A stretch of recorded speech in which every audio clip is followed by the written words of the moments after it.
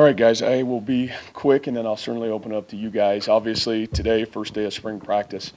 I think as a coach, you're always excited about that. Obviously, the last 4 weeks, we've been able to be with our football team, which has been really exciting for myself and our staff. I think the whirlwind of the last 2.5 months, it was really good to get back around our football team and really start to install what we look for in our football program. And obviously, a foundation of great attitude and effort is our starting point. And I thought we really made good strides in those areas the last 2 weeks, and obviously, we'll take a look at what today's practice looked like day one, and we've got a lot of work to do. Our kids know that, I know that, but we'll take it one day at a time. So with that said, I'll certainly open up to you guys, questions you may have. Matt, the one starter you have coming back on the offensive line, Campbell, isn't even going through spring practice. How do you guys approach what you're doing on the offensive line to find some of those guys who you might have to start in the fall? Yeah, I think obviously repetition and opportunity is really at a premium right now at that position. And obviously some guys that have played some snaps. Nick Fett played a little bit last year. Obviously J.P. Filbert played some. So I think really it's a matter of starting at square one. It's ironic because we kind of did the same thing a year ago at Toledo, and we've been down that road, and we'll just take it one day at a time. I think the key for us is to go as that offensive line goes in terms of how we install plays, and that's okay. I'd rather come out with a great foundation to who we are offensively coming out of spring practice rather than trying to do too much all at once. How important is versatility going to be when you're trying to find those right pieces? Well, and I think that's a great question. I think if you look at our history of our O-line, that's always been the case. And the reality of it, anybody should be able to play anywhere, any of the 5 spots. And so I think that's big. I think we've already addressed that and talked about it through the winter with the young men, that there's really not even a depth chart right now. And you saw I didn't even put one. I told our guys it's a rep chart, quite honestly. And we'll sort it all out. We'll see what guys' skill sets match what our expectation is for each position. And that's not just on the O-line, it's really across the board right now. And then we'll make our decisions based off of that. Is there anyone so far on the O-line through conditioning workouts and maybe even today that's stood out?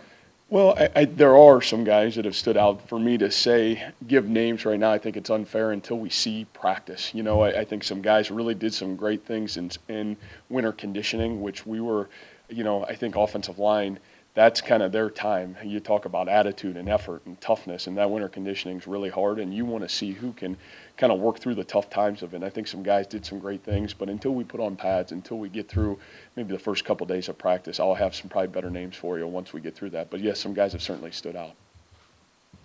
How do you view right now as far as some of the guys that maybe are coming off injuries last year, like a Patrick Scoggins or a Gabe Luna or Terry Ayeni, some of those guys now getting acclimated back this spring?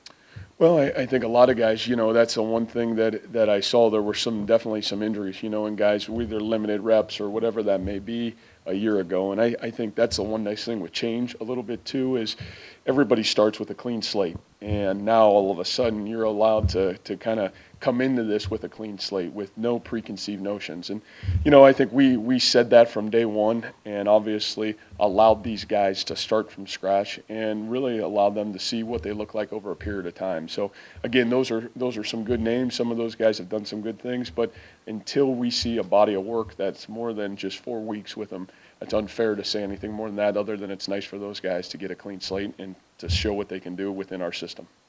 You'll get a couple more running backs in the summer, but what did you see from those guys today in the limited time you saw? Obviously Mike, but then Sheldon Croney looked like was working out with those guys. What did you see from them? Well, I think obviously Mike, is a guy that my challenge to him is to continue to get better. Obviously it was nice to have a great year last year, but I've said this and I'll continue to say this about Michael, is you've gone from the guy that's kind of the hunter to now being the guy that's going to be the hunted, and that's a big change. And the expectations rise, and that's what's hard about having success early in a career is, do you have the mental capability to press and get better, week in, week out, year in, year out? And Mike's certainly under that microscope right now. So, I think he's had a good winter. He's going to have to continue to have a great spring to continue to match my expectations, and I think probably your expectations for Mike. And then equally, I think it's nice to have Sheldon. Sheldon, obviously a tough injury. we're working him back into the groove. I really like what he brings to the table. I've been able to watch his high school tape to see what his capabilities are. I think he's a very capable football player. But again, how does he come back from the injury? What's it look like when there's contact? What's it look like over a long period of time? I think that's a great unknown right now. Mitch Harger is another young man. I'll be honest with you. I think he's got a tremendous skill set, and I'm really excited to see what he can do. I think if you really watch the games last year and watch what he did when he was in, he's a guy that's a very capable football player. So, I've got great expectations for Mitch. So, and we'll see, obviously, with some young guys coming in. When it comes to Mike, when you need him to do more that next level, is it on the field stuff? Because at that point, there's only so many more rushing yards. Yeah. Is it more off the field stuff? What has to happen for him to be able to do that? Yeah, and I think a lot of it starts with off the field, obviously, with how you study the game of football, how you prepare, having a knowledge of, obviously, the challenges that come with having expectations around you. Last year you're kind of this young guy, you just go play the game. Well, now all of a sudden defenses are going to start to strategize how to take you out of the football game, skills that defensive guys are going to tip that. Do you have the mental capability to understand that and adapt your game to those things? And then equally conditioning. Like you said, Michael's really the only guy with significant amount of reps that were played last year at that running back position. So, to ask him to play a great amount of reps, it's going to take him being in the best shape of his life to come in and be productive for us to be successful. Coach, I found it interesting in your prospectus that you raved about your interior defensive line. Can you kind of elaborate on that and what makes you so confident about that group going forward? Yeah. I think the raving part from my end is the body types and the body structures probably more than anything. I think one of the things that I've really appreciated and looked at is the size of those guys in there. And really, as you break down the videotape, and this wasn't consistent, but there's flashes from all those guys in that interior defensive line that says, hey, they can be really good players on this level, especially playing in the Big 12 schedule. And so my challenge is, can that now be a consistent play? And I think that's what we have to bring to the table with these guys. And again, that goes more so than just showing up one game or, sporadically through a 12-game season. It's the ability to dominate and play with great consistency, get in great shape, great mental effort, and have the ability to play. But I think we really like the skill set of the young men that are playing for us in there. Coach, you've got a pretty good mix of guys that have been here and then new guys at the quarterback position. What have you seen from them? And then what was kind of the process of getting Kyle Kemp on campus as well? Yeah, obviously the guys that are here, I think those guys, it's been really fun to watch those guys. Again, you talk about a guy like Joel Lanning, and I'll start with Joel. And Joel has, I think if you really, again, go back, watch the film, really evaluate it, I think Joel brought a lot to the table the last 5 games last year. He added some energy to the offense. He really played well and capable throughout the last 5 games of the season. And I think now it's a matter of him being comfortable and yet continuing to strain to grow as quarterbacks have to. And so I think he's really taken that personal and really done a great job in terms of leading and growing within our offense now. And now I have to learn that new terminology. Dom is a guy that I think we're all excited about. That I'm going to be honest with you, he's been a surprise maybe over the last 4 to 5 weeks. He had a great winter. Really proud of him and really proud of his attention to detail. And then some of the new guys, Zeb, we just announced our Champions Club today, and that's it's really a 6 to 8 week first quarter. We break the season into 4 quarters, and that first 8 weeks back, winter workouts included. And here's a young freshman that come in here, his first 8 weeks of college football, and he's in that Champions Club, which meant he had a great winter. Many got stronger, many competed in our winter drills, and came out with a winning record. And, I think Zeb just gets it. He loves football, and so I think he's brought a lot to the table. And then, you talk about Kyle Kemp. I think Kyle's relationship and my relationship is knowing Kyle. Obviously, Kyle comes into our program as a preferred walk-on. Went to Oregon State on scholarship. Played at a really good high school football program over in Northeast Ohio, Massillon, Ohio, which is kind of in my hometown. So went through the recruiting process a little bit when I was at Toledo with Kyle. And, I just think familiarity is what brought him here and an opportunity. And so, again, we'll see how that continues to go over the course of time. But Kyle's a great young man. He really loves the game of football. And, again, he's competitive. And I think the common theme that I hope you hear from the quarterback position, I would hope, under our regime is you love the game of football. You're gym rats, and I think all those guys really have that mentality so far, which I appreciate. I noticed that Jay Jones was over playing a little bit of cornerback today. What are you seeing in him there? And is that going to be a place that he plays more of this season? Well, I think that's our starting point right now because, again, length. I'm a big believer in length in terms of cornerback play. And, Jay's a guy that, again, had a phenomenal winter for us. And we kind of said, as we really evaluated the videotape, is he better off closer to the football?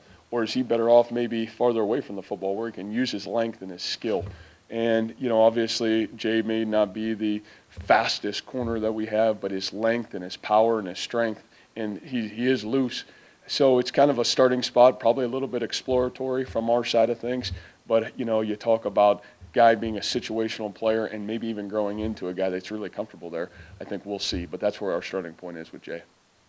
As for this last hour, it seemed like Cotton Moya is kind of taking charge of it as the leader of the cornerbacks. And what do you have seen out of him, and what is your expectation this spring going into the fall season? Yeah, that again, great question. Kamari, obviously, and this goes back to me playing against Kamari, for the last 2 years and trying to run the ball or throw the ball opposite of where he was the entire time. There was a great deal of respect coming from him from the beginning. And Kamari, I think, has a tremendous high ceiling of skill set and ability.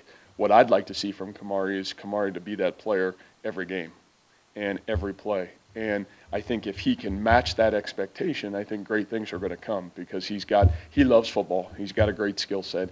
He's just got to continue to get better, and we've got to keep him healthy. But, he's been tremendous so far. He's really been tremendous from the day I stepped on campus, and I really appreciate that about him. But going into it, I've got a tremendous amount of respect for who he is and what he brings to our defense.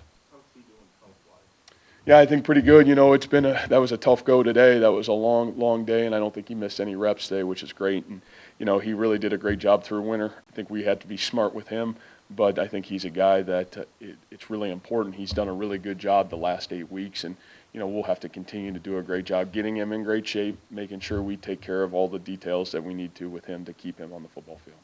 What's the process for getting Zeb and Kyle some new quarterbacks? What's the process of getting them, molded? Yeah, well, I think reps. Honestly, it's reps and just continuing to be available when they're not taking reps. And, as you saw today, we really cut out meeting times. I'm not interested in meetings on days of practice. I'd rather be out on the practice field and either getting great mental reps, or I think we all learn by doing. And what I found out more today's generation, the more you're on the field and actually going through the process, the more you're going to have success. And especially this first year where we're coming in and everybody's learning new, I think it's all about getting quality reps. And, there's a fine line of that, obviously, but I think we got to do a great job of getting all those quarterbacks, plus really everybody in our program, quality reps. Learn by doing, come back tomorrow, study the videotape, get some good video reps now, correct it, and then come back and get more reps the next day. You guys have some versatile spots on your defense. What do you specifically see, especially with the guys that could play the Leo position for you, or guys that might be hybrid safeties even? Yeah, well, we're everybody says, what are you going to play? Well, the reality is we have no idea, and I think and you've heard me probably say this even in my initial press conference, players, formations, plays. I think our early setting is what can our players do? Then what formation should we be in and what plays should we actually call? And so I think, you talk about the Leo position and our nickel position. Those are skill sets that Leo guys that have the ability to be maybe a hybrid high-end pass rusher, but also have the ability at times to drop into coverage and move into an interior linebacker at times as well for us. The nickel spot is a guy that, maybe can play man coverage at times for us in terms of being able to play, but also have enough strength and power that he can set the edge of the defense against the bubble teams and the teams that want to win on the perimeter. So unique skill sets. I think we're happy with what we've seen, but, we really have no idea in terms of until we get out and practice what we really have that fit some of those positions that we've played in the past. You had the offensive guys going through a series of ball security drills. Yes. Some coach might just do one of those. There was significant practice time devoted to it. Why did you want to do that on the first day? Well, our initial meeting with the entire football team is the starting point for this football program has got to be the ball. And until we improve that, we will make no progress in our football program. And obviously you look at our numbers a year ago, not where it needs to be. And you take some of those situations away on probably both sides. Defensively, get the football back.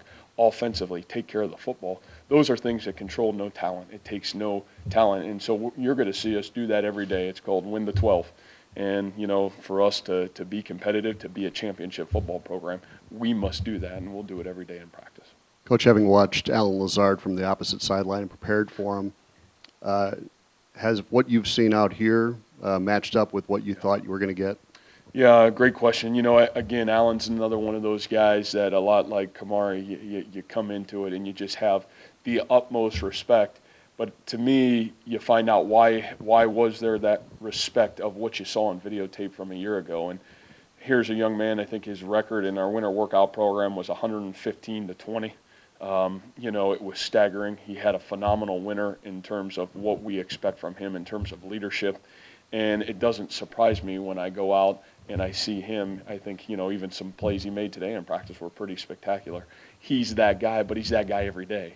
And until we get more of guys like that every day, not just the flash in the pan guy, you know, that's our challenge. But it's great to have your best players be some of your most consistent people on and off the football field. And obviously Alan brings that to the table for us. With Campbell and his injuries, is there any concern about that lingering beyond the spring for him? No, you know, I think, you know, I think he's done a really good job in terms of catching up. You know, he's another, I'd say, a football junkie. You know, he's in the film room when we're in the film room. He's around all the time, and I appreciate that about him. You know, I think him and Coach Manning have really developed a great relationship, and I've seen him in some areas that I've challenged him with this injury.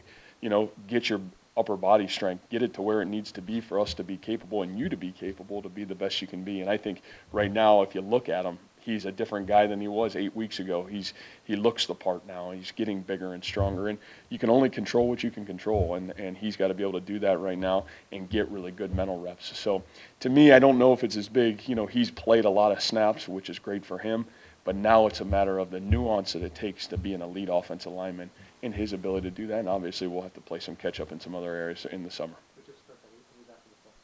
Absolutely, yes. Yeah, I may try to sneak him in some drills a little bit later at the end of the spring. Did he already have surgery? He did. And what did he have operated on? Yeah, it was his hip, you know, and nothing that was a major surgery by any stretch of the imagination. They really went in and just cleaned some things out. I think a lot of what we're doing right now is precautionary. And, you know, again, when you have a young man like him that's played so many reps, I don't think it's worth the risk of trying to get him back too fast. So, you know, it's not something that was a major surgery and not something that I think any of us are worried about. It's great to see him out there working and grinding through it right now, and I think he's done a really good job of that.